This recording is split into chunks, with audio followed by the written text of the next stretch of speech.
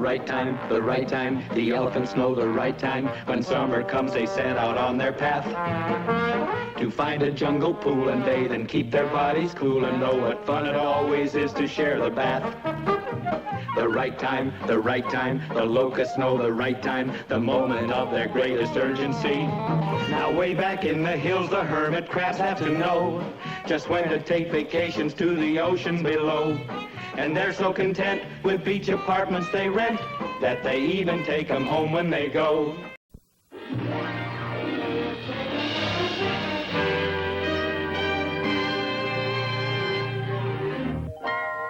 The world is a carousel of color. Wonderful, wonderful color. Walt Disney presents The wonderful world of color. And now, from Walt Disney's Wonderful World of Color, Nature's Charter Tours.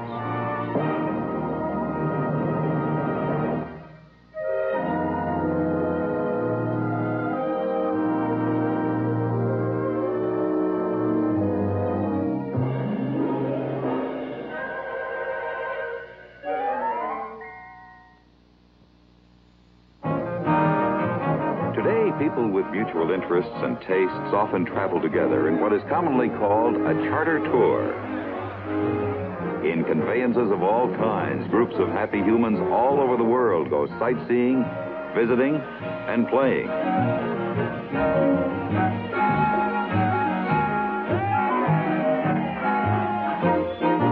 But this form of travel was not invented by man. Mother Nature started organizing charter tours millions of years ago, and she's still in business. A fascinating book has been written on the subject by that well-known authority, Ranger J. Audubon Woodlore. I wish to thank those animals who have helped me write this book, who've opened up their private lives to let me take a look. My special thanks to Mother Nature, who gave so graciously permission for the use of her land and sky and sea. To her, I'm indebted for the text that lies within. For without her cooperation, this book could not have been. Migratory animals are often hard to track. I worry from the time they leave until the time they're back.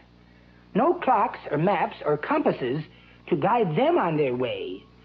So I must keep a check on them every single day. My goodness, migration. I must get to my station. I wonder why those geese are not in Canada. My. I wonder what they're doing in these parts. Hello, Flight Leader Goose. You're flying mighty loose. Say, can't you read these navigation charts? The seals have all departed for the Pribilofs. Good. I'll have to set the time when they arrive. A salmon run is in? Say, fellas, where you been? You're due inside the cannery at 5. According to these tables, I must quickly send some cables to the grunion who are coming in to spawn. And the Capistrano swallows must be notified as follows. Hurry back, or all the tourists will be gone. The whales must all be cautioned at the borderline. Don't drink the water till you boil it first. Those vicious army ants are ready to advance. I think this army ought to be dispersed. And still no word from turtles, bats, or butterflies. They know how much a phone call reassures. Oh, I'm head over heels, keeping track of package deals on Mother Nature's charter tours.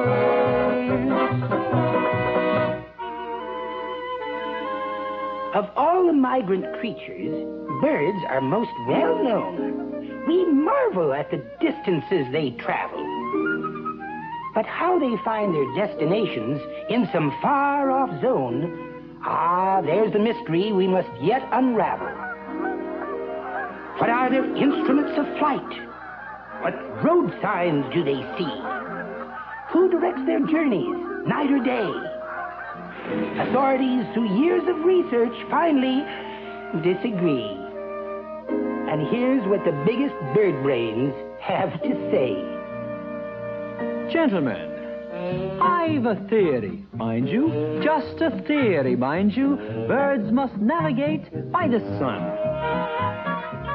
Using solarization for their orientation, I suggest that this is how it's done. Utter nonsense.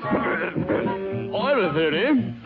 Now I advance this theory that the stars are cleverly used as guides. In the stellar reflection, they determine direction, where to go, and where they've been besides. Ridiculous! Birds in navigation use the rotation of the Earth. No. They go by instincts, which they've had from time of birth. Poppycock, barometric pressure, that's what keeps them on their course. Bah! I say they employ the Earth's magnetic lines of force.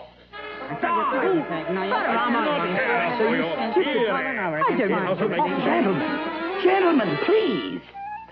Now, regarding this age-old argument, our store of knowledge keeps expanding with experiments like bird banding, where identifying bracelets of aluminum are gently fixed around a tarsal bone. The bird is then sent out and checked along his route to give us data heretofore unknown. We learn their speed and when and where they're traveling, their feeding habits, and their nesting traits. Yet all around the globe, our scientists still probe to find out how a birdie navigates. We've got theories, lots of brand new theories. Some sound, and some of them sound absurd. Though we study and we search, we've discovered in research no one knows the answer but the bird.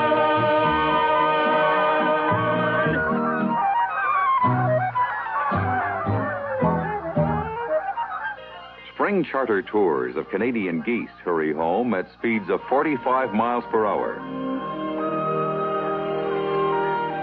In their mysterious way, these magnificent birds find and follow the same flyways year after year, southward in fall and northward home in spring. The hunting season is long over, and wintry blizzards have subsided. And at last, the hazards of the return migration are behind them.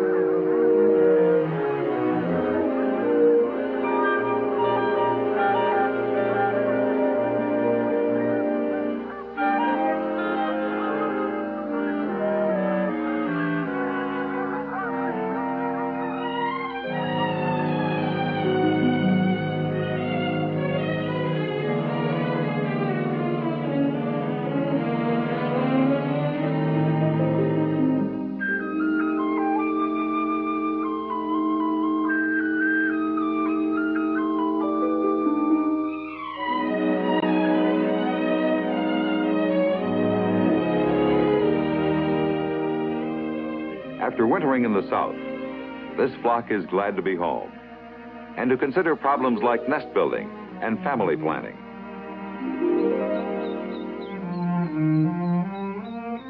In a couple of months, the young arrive. But also arriving on the scene is Mr. Raccoon, who would enjoy nothing better than a few young goslings.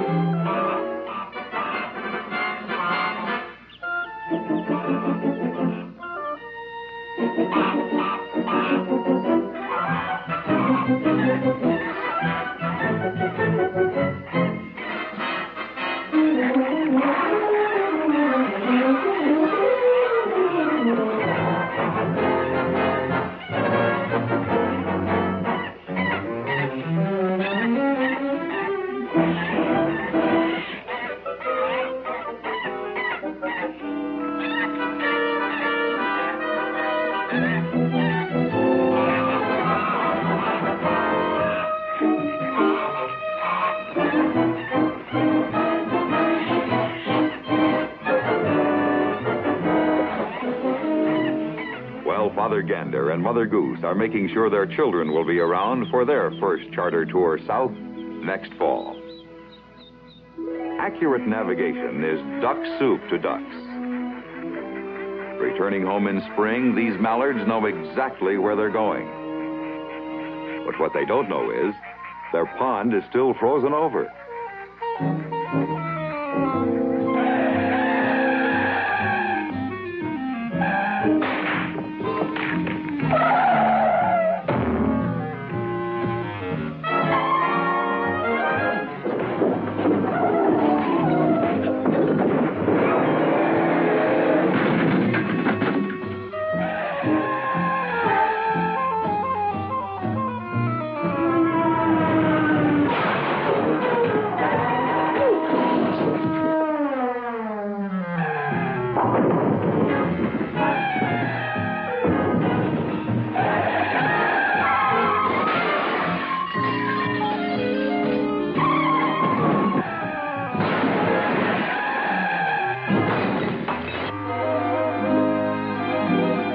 Gannets, or sea geese, who navigate all the way from the Gulf of Mexico to the Gulf of St. Lawrence. On Bonaventure Island, they find that 18 hours of daylight allows plenty of time for fishing. Gannet housekeeping is set up on narrow rock ledges. The view may be magnificent, but living conditions are crowded in these multiple dwellings.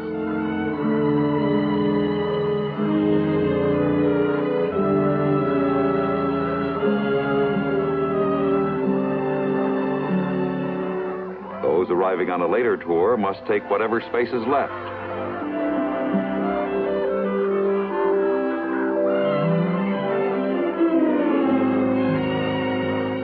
Their landings are smooth, helped by the braking effect of big, flat feet.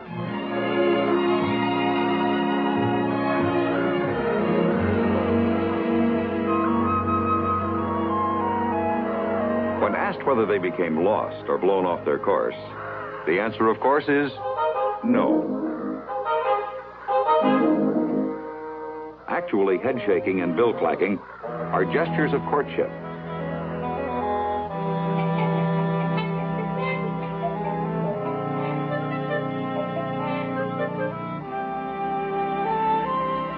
When mates are selected, nest construction starts. Seaweed is the favored material, but it's in such short supply that nests are frequently stolen. This thief, although caught with the goods, got away with the loot. Petty larceny notwithstanding, nests are built and eggs are laid, only one to a brood. After breaking through their tough eggshell, the young are eager to fall asleep. In a few weeks, the chicks have their new clothes.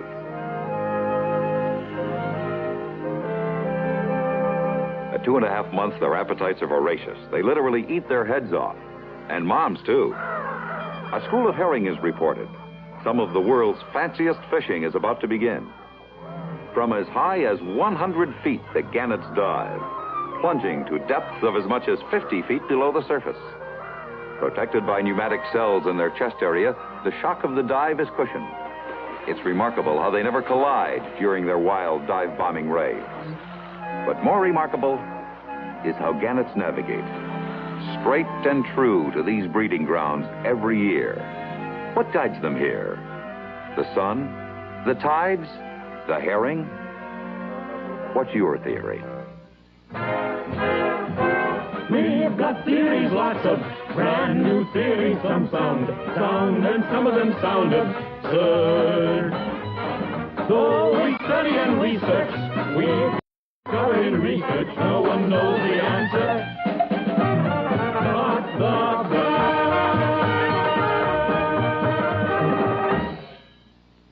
Among the insect clientele of nature's charter tours, we find the common monarch butterfly.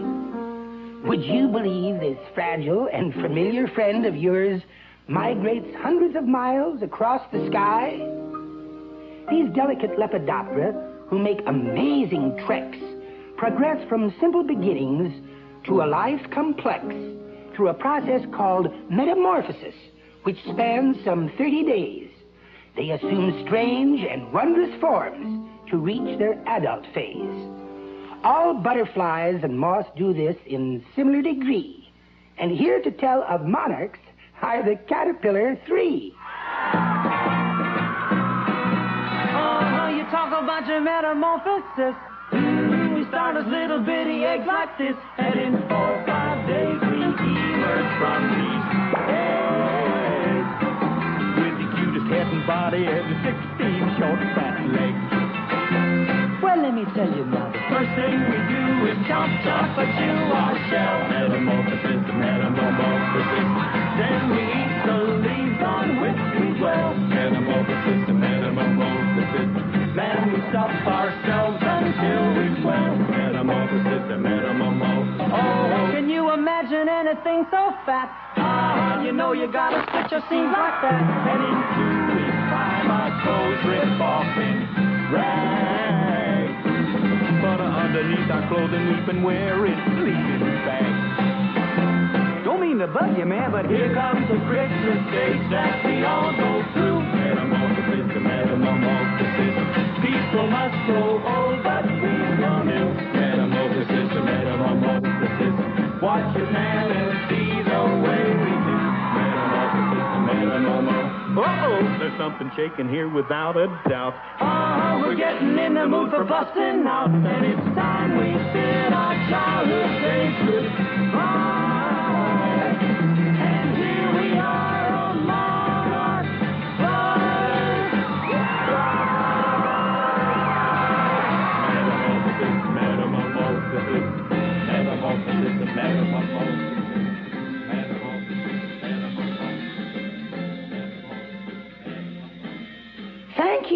Thank you, Caterpillar 3. Though we all are amazed at the tale of its birth, the story of its journey is the strangest on Earth. From their various winter quarters, like California's Pacific Grove, northward each spring, the monarchs rove. Stopping en route at a milkweed patch, the females lay eggs, which in due time hatch. Now let's pause at this point in a monarch's migration, for here starts another generation. Let's watch this little larva through the lens of a close-up camera. He's born hungry. Baby clothes are outgrown in a few days. And while in the larval stage, 4 suits will be worn out, each replaced by a new and brighter one. Though easy to detect, these caterpillars are rarely attacked and eaten by birds. Either their wavy horns and bold stripes make them look too menacing, or they taste too bitter because of their strict milkweed diet.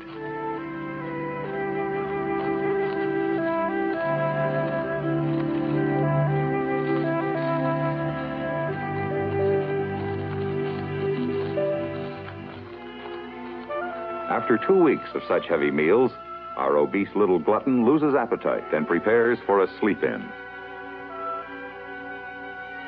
Rear legs grasp a silk button spun earlier. Then the last suit is zipped off.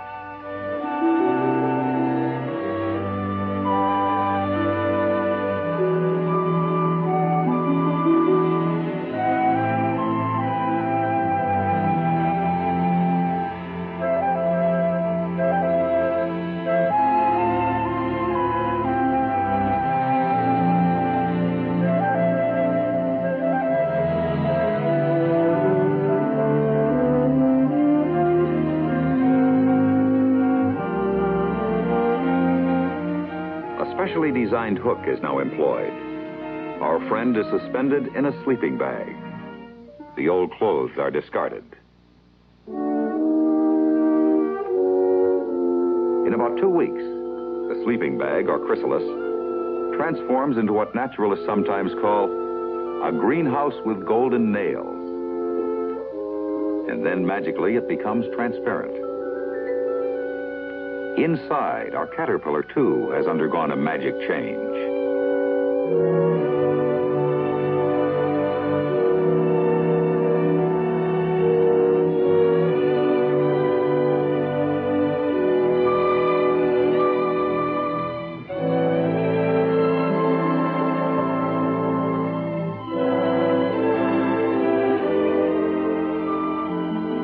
now, a monarch butterfly is born.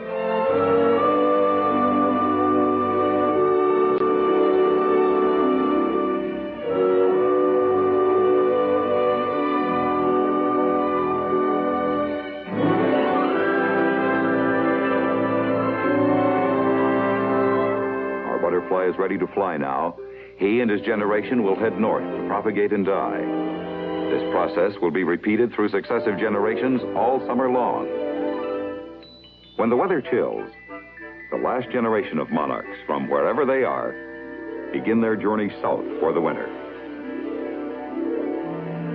They have never made this trip before, yet they find the same eucalyptus and pine trees their distant ancestors left last spring. Think of it, the very same trees. Many thousands arrive every fall. Pacific Grove, California's butterfly town, turns out to greet them warmly, in celebration and in song. Welcome, monarch butterflies. Welcome to our town. Hearts are cheerful when you're here, fluttering your wings of golden brown. Greetings unto children's eyes everywhere you roam. Help, help the monarchs, and welcome to our home. Help, help the monarchs, and welcome to our home. Greetings unto children's eyes everywhere you roam. Help, help the monarchs, and welcome to our home. The parade ends with a visit to the butterfly trees. Monarchs, as special guests, are loved and protected and never disturbed, Gesundheit, never disturbed deliberately in this Lepidopter sanctuary.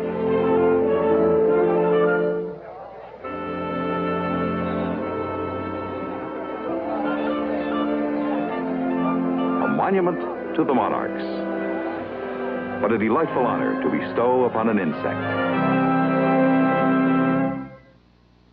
Late in spring, throughout the ocean, there is an active group in motion, heading toward a picturesque and favored spot.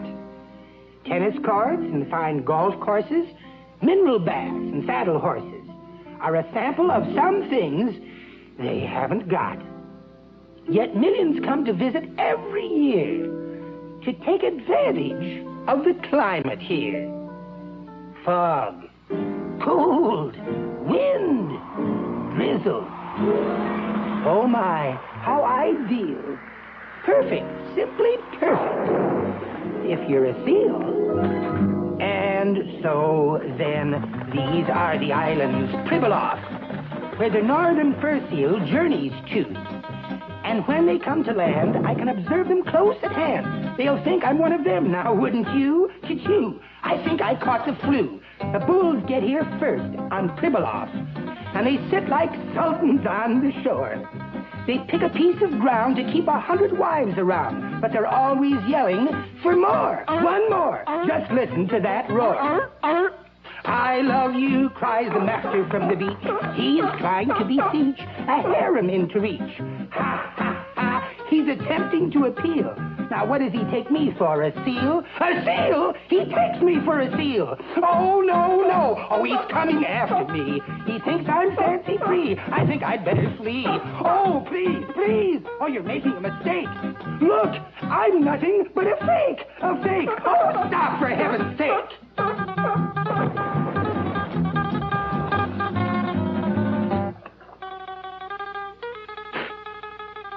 Don't cry. Oh, please don't cry. Don't take it so to heart. The truth is, we're better off apart. In time, you'll find others to take my place, and you'll realize that I was just another pretty face. And now, Here come the sweet lady seals to Pribilof from a swim of many thousand miles. Though they don't know it yet, oh, what a welcome they will get. For love has come to the Pribilof Isles.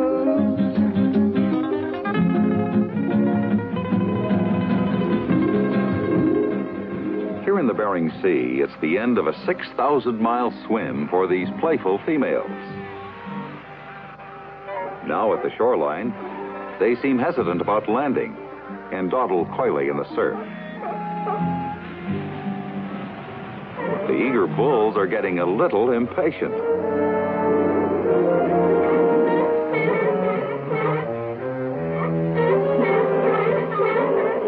Perhaps the girls just wanted to be coaxed.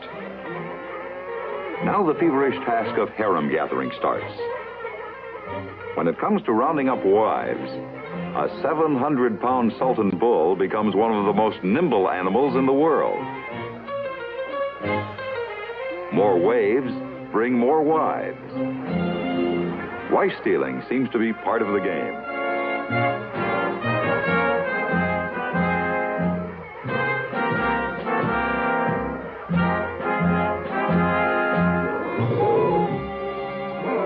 Oh, well, with a harem of this size, what's the loss of a wife or two?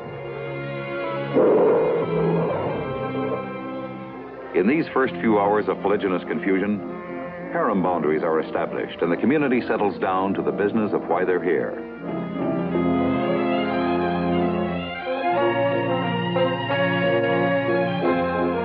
Within the next 3 days, the wives give birth to their one pup conceived in last year's mating.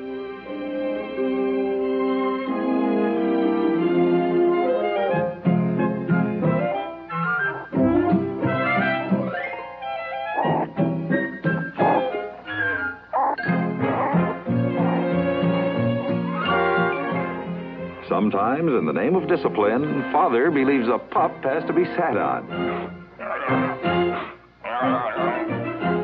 For the youngsters, the daily swimming lesson is one of the most important activities. Seals must learn to swim like any other animal. In little tidewater pools, they venture their first dip. The next step is learning to hold their breath underwater.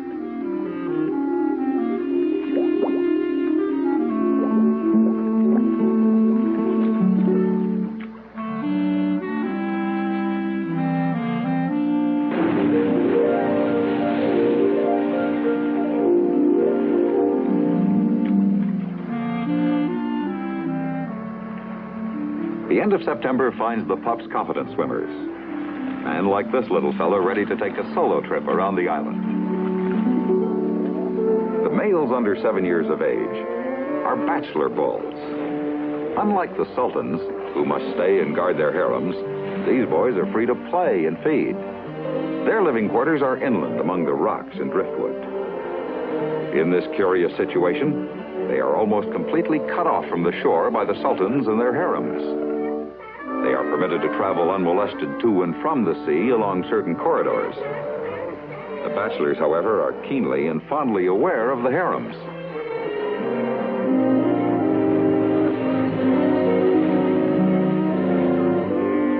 Inevitably, a day comes when a young bull tires of his bachelorhood. He decides to challenge the experience of a powerful, battle-wise harem master. Here comes the challenger. The Sultan prepares.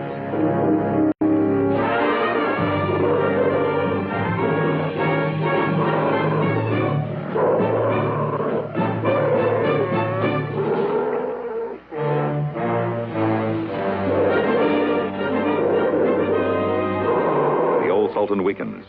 Speed and youthful endurance prove too much for the veteran.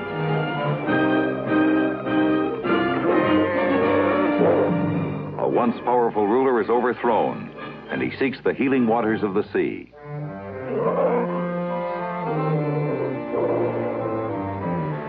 And so, a new sultan rules.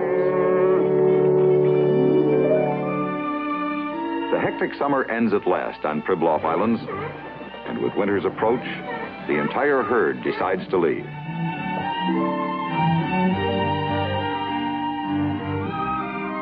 Heading south through the Aleutian passes, they swim away to their many remote destinations in the Pacific.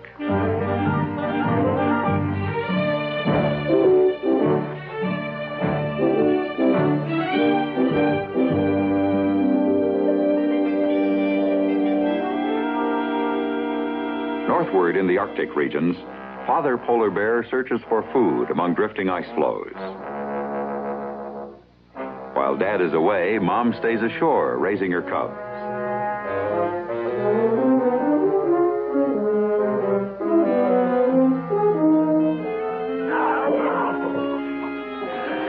Polar bear cubs learn about migration early with short but exciting trips.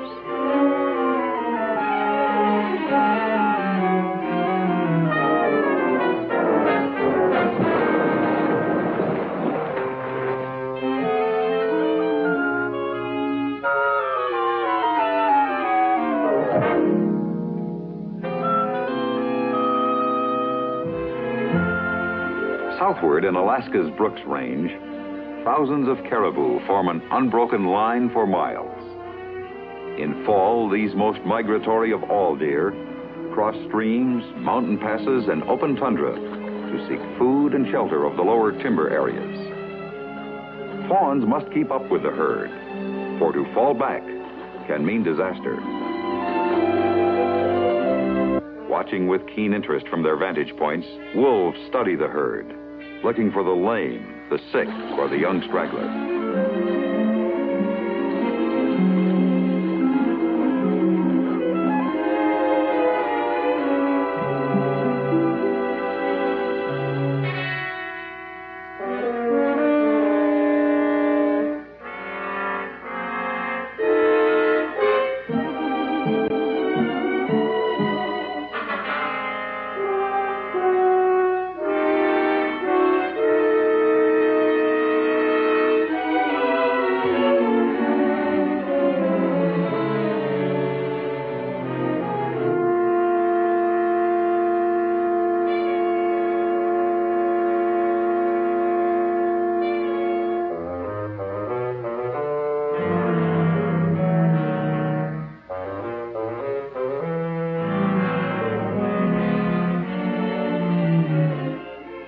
Wolves know they rarely can overtake a healthy caribou, but when a feeble old buck is spotted, they quickly move in.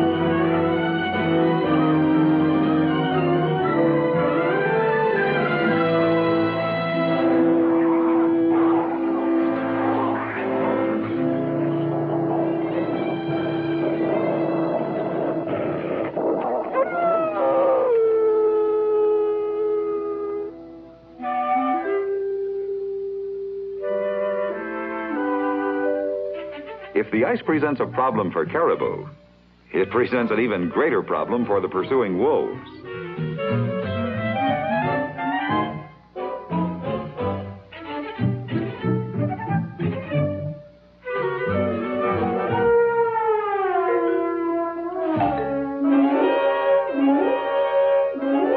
The timber is finally reached and brings to an end another charter tour, the spectacular migration of the Alaskan caribou.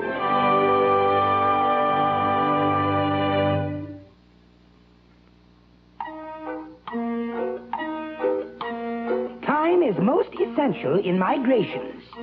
I'm sure this doesn't come as any shock. But then, if this be so, what animals do you know that own a wristwatch, calendar, or clock? Yet migrants do possess a sense of timing. The schedule each one follows is precise. And whether big or small, nature has endowed them all with an accurate built-in timing device. Now, isn't that the oddest thing? I thought I heard that elephant ring. My time must be slow, because his is right, I know. The right time, the elephants know the right time. When summer comes, they set out on their path to find a jungle pool and bathe and keep their bodies cool and know what fun it always is to share the bath. And then there is the Arctic tern, the birdie that earns the medal for the longest of migration sojourns. He's synchronized right when he takes off on a flight, 'cause he knows there can't be any left turn. The right time, the locusts know the right time, the moment of their greatest urgency. And flying fast and straight, they're off to keep a luncheon date where they will eat 1,000 miles of scenery. Now way back in the hills, the hermit crabs have to know just when to take vacations to the ocean below. And there's no content with beach apartments they rent, that they even take them home when they go. The right time, the gray whale knows the right time to find that certain bay of Mexico's. He's almost bored to tears along the coastline when he hears the folks in California yelling, "There she blows!" Consider Mr. Grunion in this general regard. He cannot miss the high tide by so much as a yard. If he's not in reach when Mrs. G hits the beach, he will never get a Father's Day card. During a full moon in spring, to the coast of Southern California come great schools of tiny fish. These are called grunion. Their period of propagation is precision timed to the few moments after the highest tide wave. The female stands on her tail and burrows into the wave-washed sand. She must hold her position while she spawns. The male grunion curves around her and deposits in the buried nest the milk that will fertilize the eggs. The eggs must be laid immediately following the peak of the tide.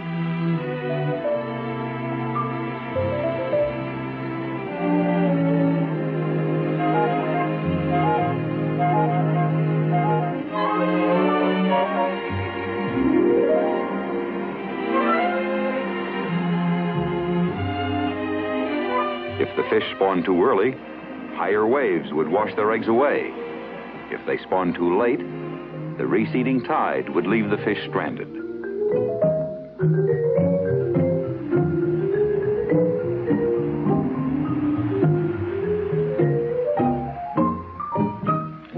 The exciting event of a grunion run attracts another migratory species, the grunion hunter.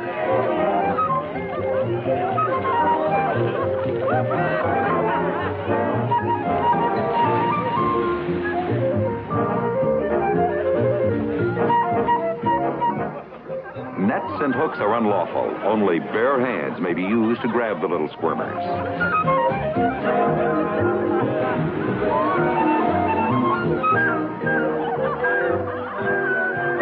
We don't know where they come from or where they go, but with the next full moon and high tide, we know the grunion will be back at the right time. These nervous little rodents are lemmings. Lemmings are very prolific breeders, and their population explodes alarmingly every few years, at which time they seem to be gripped with a mass hysteria. Whether they migrate to escape overcrowding or a diminishing food supply is one of nature's great puzzles. Nothing deters lemmings on the move, though they may tarry to investigate some curiosity.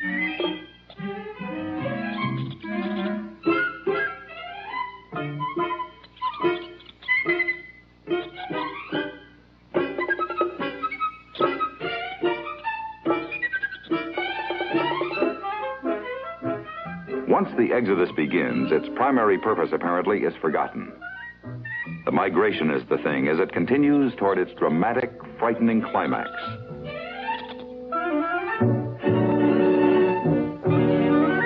In their mad migrations, lemmings forget their usual caution, exposing themselves to many predators, such as the Jaeger bird.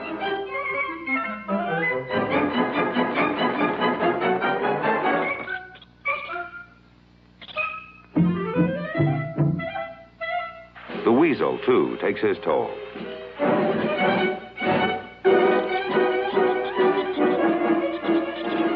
And the raven wants his share.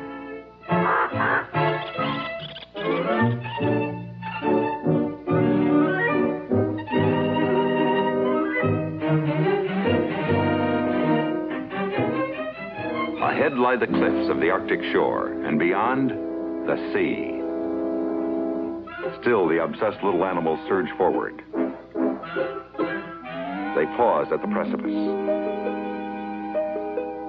This is their last chance to turn back.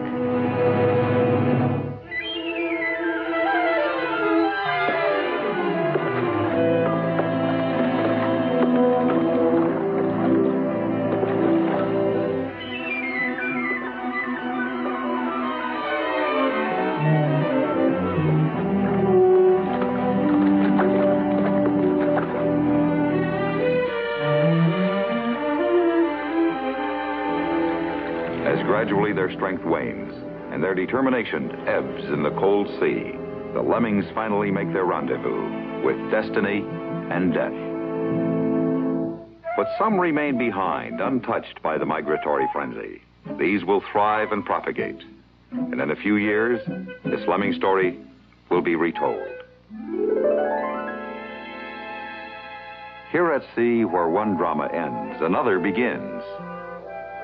It's the right time now for Pacific salmon to enter the northwest coastal rivers. For at maturity, they all return to the waters of their birth to spawn and die. Their final journey presents an endless variety of obstacles. First, the fish must thread their way through the lines and lures of the annual Salmon Derby anglers.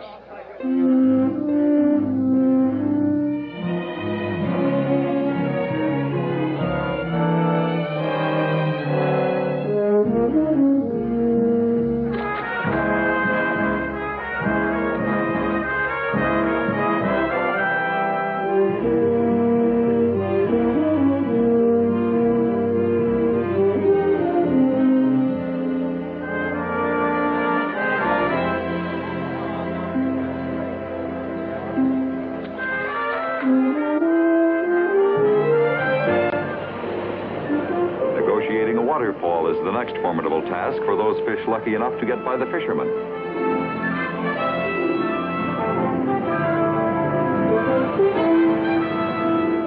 Salmon are able to bypass high man-made dams and continue their journeys thanks to many fish ladders.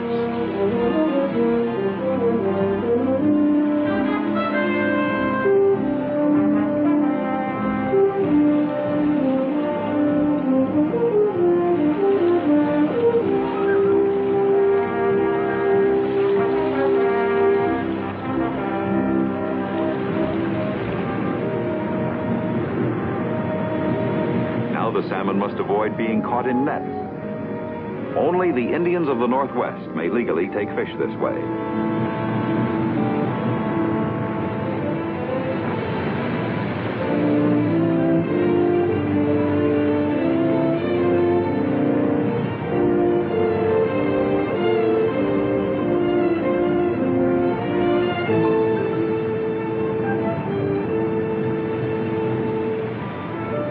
Big Chinook salmon for a small Indian boy.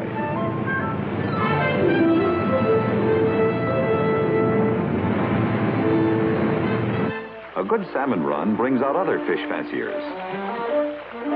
A wolverine tries his luck successfully. Of course, the champion fishermen are the bears. Even though their methods are somewhat less than delicate, they are quite efficient.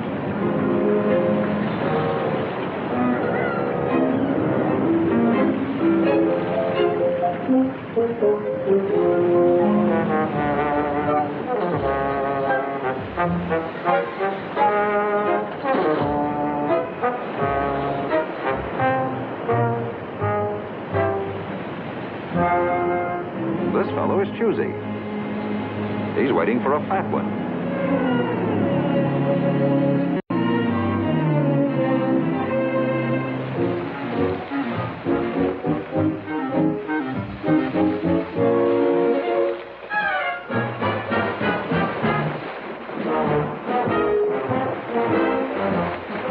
The cougar likes fish, too. His problem? How to get a free meal without getting his feet wet.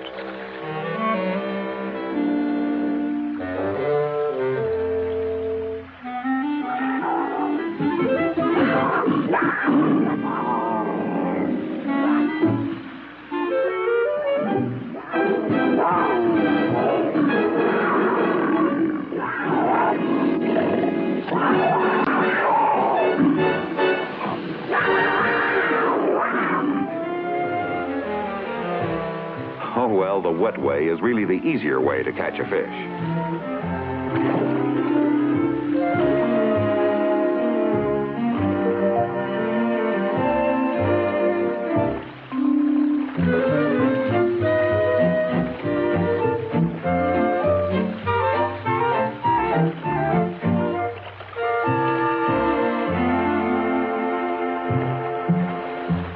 Now, far upstream, nests are being gouged out in the gravel bottom. The female lays her eggs, as many as 5,000 in some species. The male fish fertilizes the eggs with his milt.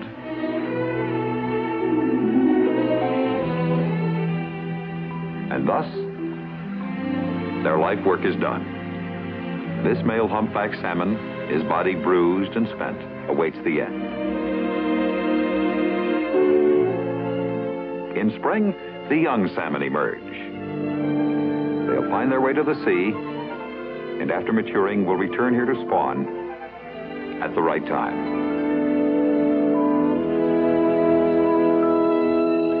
For migratory species to remain in their prime, they have to seek conditions which to them are sublime. To breed or to feed and find whatever they need, they must always, always know the right time. And so we've met some migratory animals. We've tried to solve their mysteries as well. Yet we cannot disclose all Mother Nature knows, for she has secrets that she will not tell. But she offers friendly service to her travelers, responding to her colorful brochures. They're welcomed openly through land or sky or sea. On Mother